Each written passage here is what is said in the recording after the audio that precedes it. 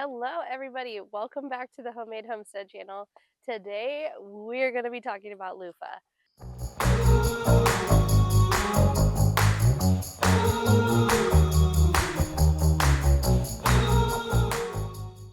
I am just about ready to cut all of these off of their vines. Today, we have our first freeze warning that'll happen overnight tonight. And unfortunately, that means that the loofah has to come off the plant. Loofah is very finicky, and as soon as it freezes, this entire tunnel of green, lush loofah plants will turn black and the plants will die. And if the loofahs actually freeze, they will just rot away. So they will not be good anymore if they get caught up in a freeze. So I am going to have to cut down all of these loofah that are not 100% done yet. Ideally, when you're doing and harvesting loofah, you want the loofah to be brown and crispy, and you want to be able to shake it and hear those seeds inside. I don't have any that are like that, but I have probably 30 or 40 giant loofahs that will still be good to use and still be able to get sponges out of after we let them dry for a week or two and let them turn brown off of the vine. So today I am going to show you what that looks like. I'm going to talk a little bit about loofah. I started growing it last year. I actually only grew 3 plants last year, and it covered an archway, but it wasn't crazy. This year, I don't know if it's because we had a lot more heat or just because the weather worked out better for them, but I grew 3 plants again, and they have taken over 5 different archways that I have. I have 16-foot cattle panel archways in my garden, and they're in different rows and everything, and the loofah have made their way across and literally touched just about everything at this point, which is good.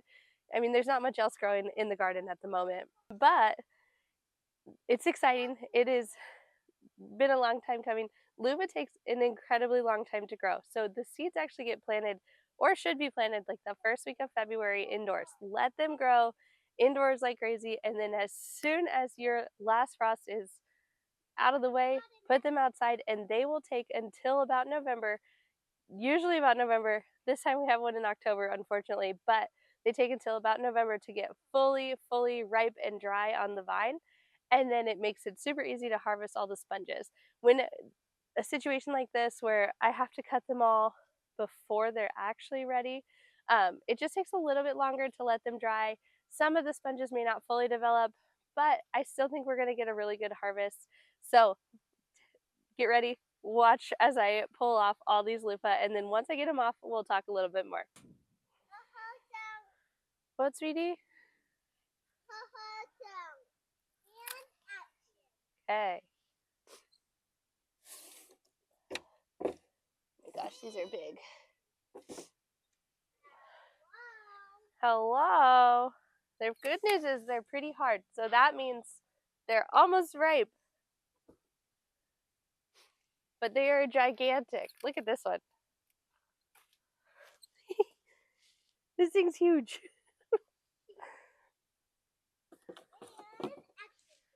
Should still be going.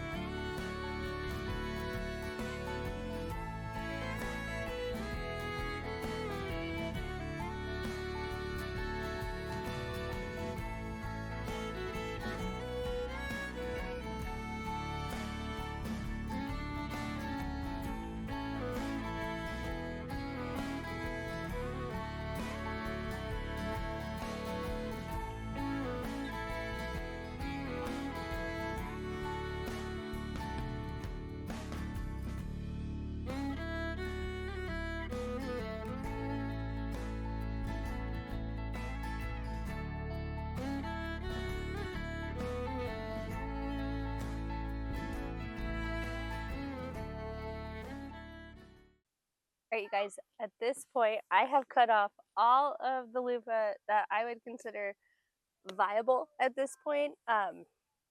We have some giant ones. Like, you can't even really tell in this video how big they are, but they are huge. And I went ahead and all of the ones that had more of a hollow sound, more of that hard outer shell, are the ones I pulled. I did leave on a lot of the like small squishy ones because those the sponge is not going to fully be developed. I learned that last year.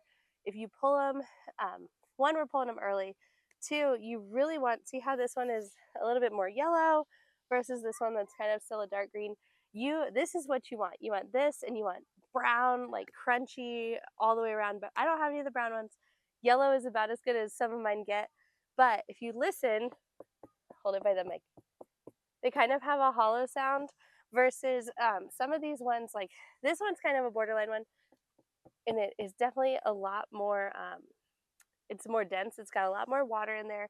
It still has a lot of its squish in there. It didn't have a lot of time to dry out, but for the most part, a lot of them have this yellowing happening, and they should be fine. I'm gonna actually, like every day, I'll probably lay them out like on my driveway or just somewhere where they're going to get a lot of sun and where it's going to be nice and dry, and they'll get a little bit of heat to help dry them out. That was what worked really well last year. And then as they dry and they turn brown, I'll start cracking them open and I'll start harvesting the sponges. But for now, I'm going to go through here really quick and count everything I've got, and we'll see what we've pulled. So let's go. I will pull you guys along. So you can see right here, I started stacking them in a basket. I'm gonna have to figure out a different way to transport them.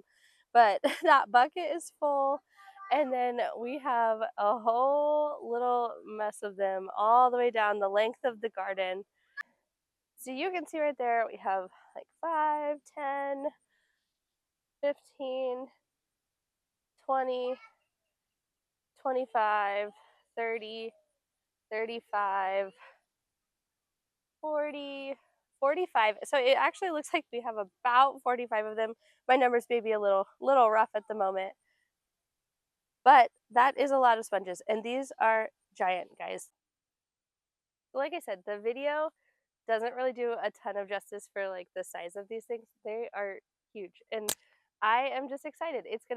I'll have to post another video when it's time to actually harvest the seeds out of them and actually harvest the sponges, because it's a lot more work when you have to pull them off the vine like I did.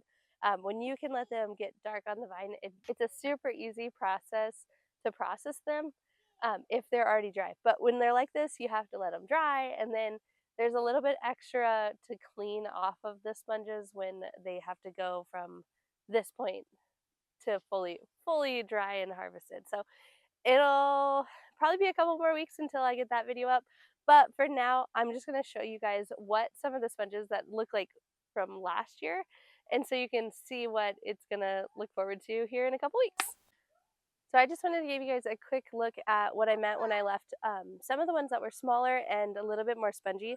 My plants continued to grow forever this year, and I don't know if it's because we had heat for so long or what the deal was, but they kept growing. They kept producing more little babies, and they just kept going. So this is what I meant. The ones that I left on the vine, these are not going to produce any sponges, so there is no point to pulling them. I guess my optimism is hoping that we don't get a total freeze, and maybe they'll survive. Like I said, I will have to show you guys. I don't know if I'll do a quick video on here or if I'll do a short about it. As soon as the freeze happens, all of this plant behind me, all of these, every single one of these plants growing up on the trellises, they will all turn black. It looks super spooky. It would be just in time for Halloween, but they turn completely jet black and then the plant dies. So my hope is that it doesn't quite freeze. I'll be sad that I pulled all these other ones off. If for some reason it doesn't freeze, we have some warmer weather coming up, and maybe some of these little ones will get to the point where I can pull them too. So optimism is there. We'll see. So I just wanted to show you guys real quick what the loofah does look like after the freeze. This is the next day, and you can see all the leaves are all nice and droopy, and this plant would have completely killed everything on it. So I'm glad I pulled the loofah yesterday, but this is what it looks like after a freeze. Last year, I was able to get several of them on the vine to turn brown, but I will say the loofahs that I had to pull early last year are nowhere near, like they are huge compared to the ones I got last year. I'm hopeful I'm going to get a ton of large sponges this year. Last year, you can see like this was this was one I got from a plant that was green when I pulled it. It is definitely not as big as a lot of these loofahs out here right now.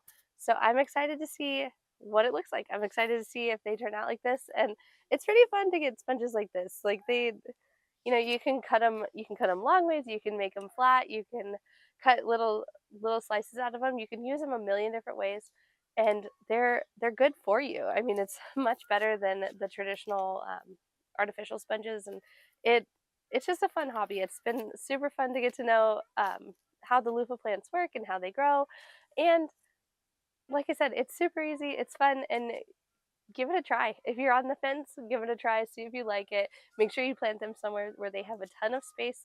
And just know you have to plant early and then you harvest as late as you possibly can before your first freeze. And that's about it. I mean, they're pretty low maintenance. They do well when they don't get a ton of water, they do well when they get too much water. They're pretty easy. So, good luck. I'll see you guys in the next couple weeks when I harvest my sponges. Just make sure you hit that subscribe button, hit that like button on this video, comment down below if you have any questions about loofah. I created like a little loofah guide. It's free. If you want it, let me know and I'll send it over. I cannot wait to show you guys, and I will see you soon.